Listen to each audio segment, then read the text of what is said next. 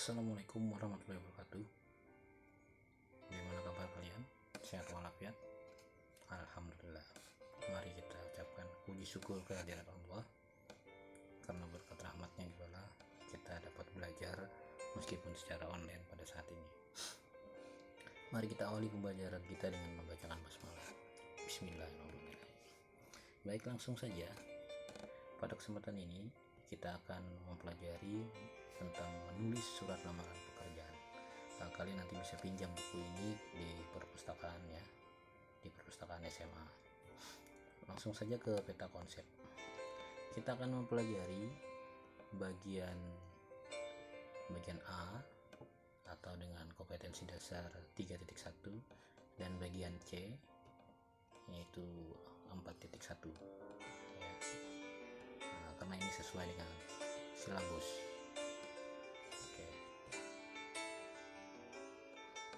Mari kita lanjut ke materi yang sudah Bapak siapkan, yang sudah Bapak bagikan di Classroom. Kalian bisa download. Sengaja Bapak format dalam bentuk PDF supaya kalian bisa download dan bisa pakai secara offline nanti. Baik. Ini adalah materinya. Materi KD 3.1 dan 4.1. Bisa kalian baca sendiri ya. Oke, yaitu 3.1 mengidentifikasi isi dan sistematika surat lamaran pekerjaan yang dibaca. 4.1 menyajikan simpulan, sistematika dan unsur-unsur isi surat lamaran baik secara lisan maupun tulisan. Oke, langsung saja ke bagian 3.1. Kalau di buku itu adalah bagian A. Oke, yaitu mengidentifikasi isi dan sistematika surat lamaran pekerjaan. Diharapkan kalian nanti dapat menguasai dan mampu menentukan isi dan sistematika dalam surat lamaran pekerjaan. Dan yang kedua, menemukan hal-hal penting dalam surat lamaran pekerjaan. Baik, langsung saja kita lihat contoh surat lamaran pekerjaan. Nah, ini perhatikan penggunaan bahasa, bagian-bagian pentingnya ya. Bagaimana? Oke.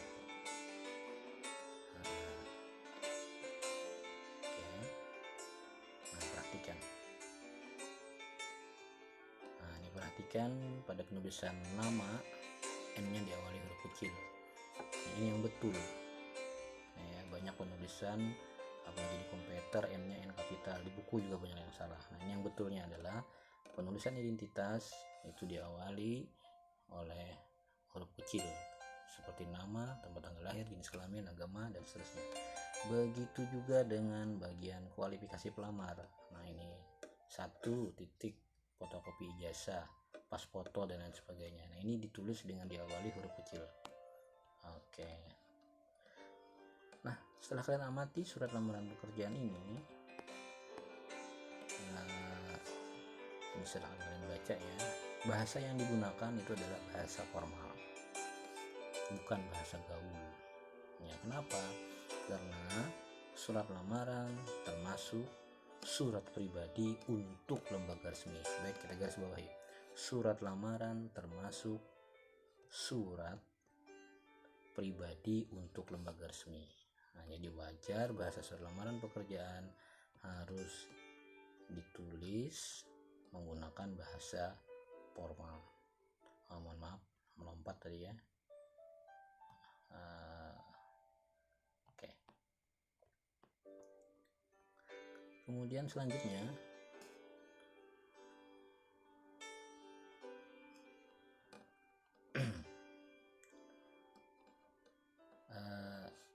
kalau kita lihat contoh surat di atas, maka surat tersebut dilihat dari segi promosi diri pelamar itu belum mencerminkan promosi pelamar atau kualitas atau kualifikasi diri pelamar ya. Nanti akan kita berdalam pada bagian B dan D ya. Pada bagian praktek nanti kalian akan membuat surat lamaran pekerjaan. Ada di antaranya yang mempromosikan diri, ada yang tidak. Oke. Dilihat dari bagiannya, surat lamaran pekerjaan terdiri atas bagian surat riwayat hidup ya. Kedua bagian ini cukup ditampilkan dalam satu halaman atau surat, dan antara 3-4 halaman untuk riwayat hidup.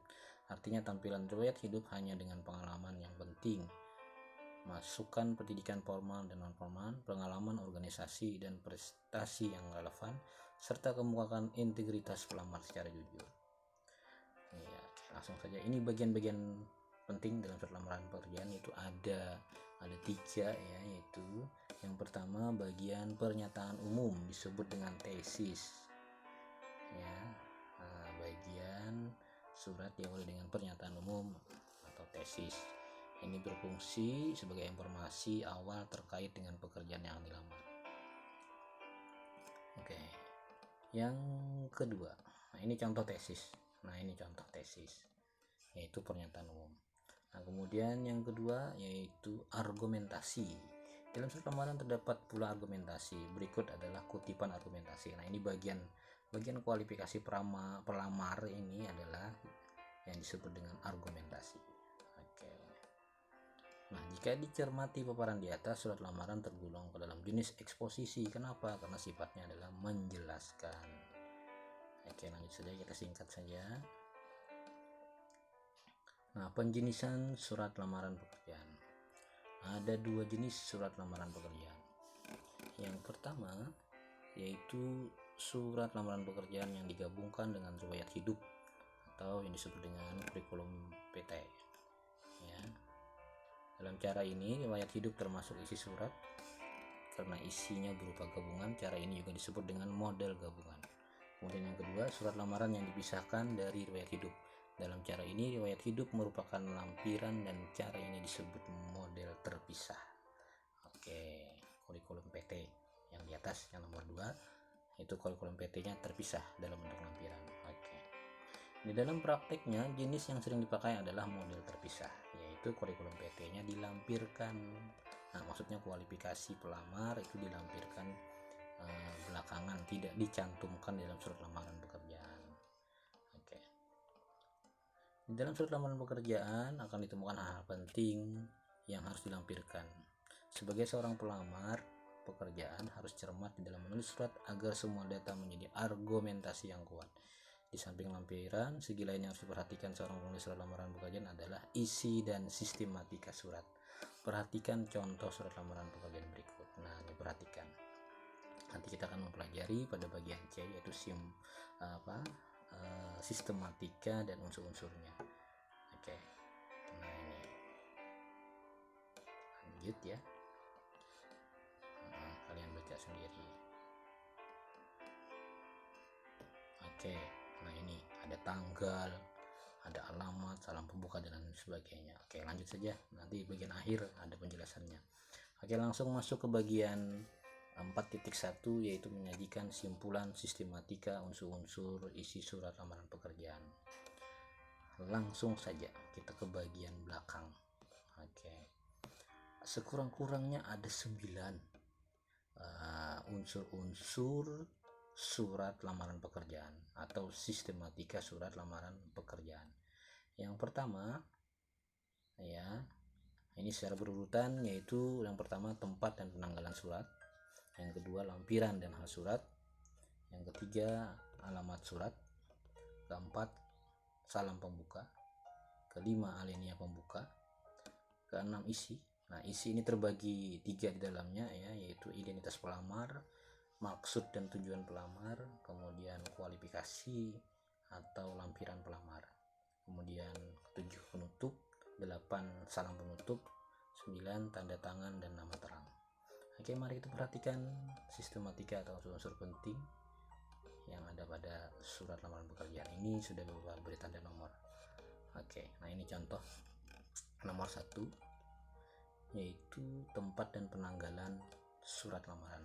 Perhatikan penulisannya. Setelah nama kota dipisah dengan tanda koma, penulisannya juga seperti ini ya, penulisan yang baku ya, jangan pakai garis-garis nanti ya, apalagi pakai garis miring 20 garis miring 10 garis miring 20. Wah, itu ya malas menulis saja malas ya, bagaimana kerjanya nanti kayak gitu. Oke. Ini yang nomor 2, unsur yang nomor 2 yaitu hal dan lampiran surat. Oke, yang nomor 3 ya, ini adalah alamat surat atau tujuan surat. Yang keempat, salam pembuka. Yang kelima, alinea pembuka. Keenam, isi. Ya, ini kebetulan alinea pembukanya singkat sekali. Nanti ada alinea pembuka yang lengkap, yaitu contoh surat lamaran berdasarkan iklan. Berdasarkan iklan yang saya baca ini. Nah, itu adalah bagian alinea pembuka. Ini kebetulan karena sangat singkat contohnya ya. Oke, langsung ke bagian isi. Bagian isi itu ada 3, yaitu identitas pelamar yang ditandai dengan 6A. Perhatikan penulisannya, diawali oleh huruf kecil ya. Nah, kemudian tanggal lahir. Oke, nah ini perhatikan penulisannya. Oke, lanjut yang nomor 6B, yaitu bagian maksud dan tujuan pelamar. Yaitu maksudnya apa? Dia mengajukan lamaran menjadi calon pegawai negeri sipil. Oke. Kemudian bagian 6C. 6C adalah melampirkan kualifikasi pelamar. Ya. Atau di sini ya kualifikasi atau lampiran pelamar. Oke, lanjut. Nah, bagian nomor 7 yaitu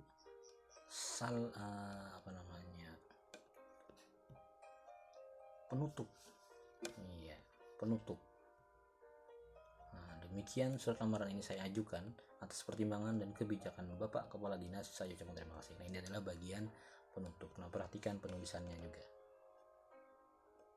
Oke. Selanjutnya nomor 8 yaitu adalah salam penutup. Oke, hormat saya. Jika diawali dengan assalamualaikum, maka harus diakhiri dengan wassalamualaikum.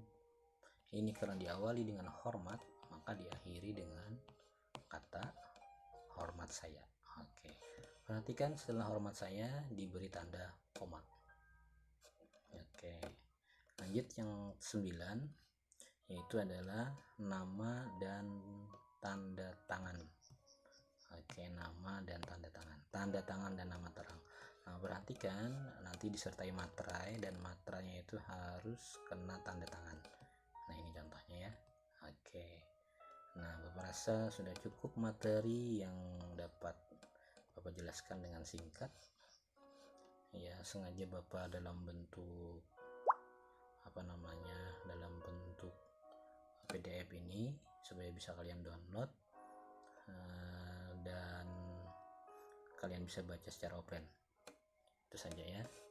Baik, sampai di sini dulu penjelasan dari Bapak. Terima kasih. Mudah-mudahan kalian dapat menjawab soal nanti. Setelah ini ada soal sehubungan dengan bagian struktur atau unsur-unsur penting dalam surat lamaran pekerjaan. Demikian dari Bapak. Ucapkan terima kasih. Mari kita sudahi dengan kalimat alhamdulillah. Wassalamualaikum warahmatullahi wabarakatuh.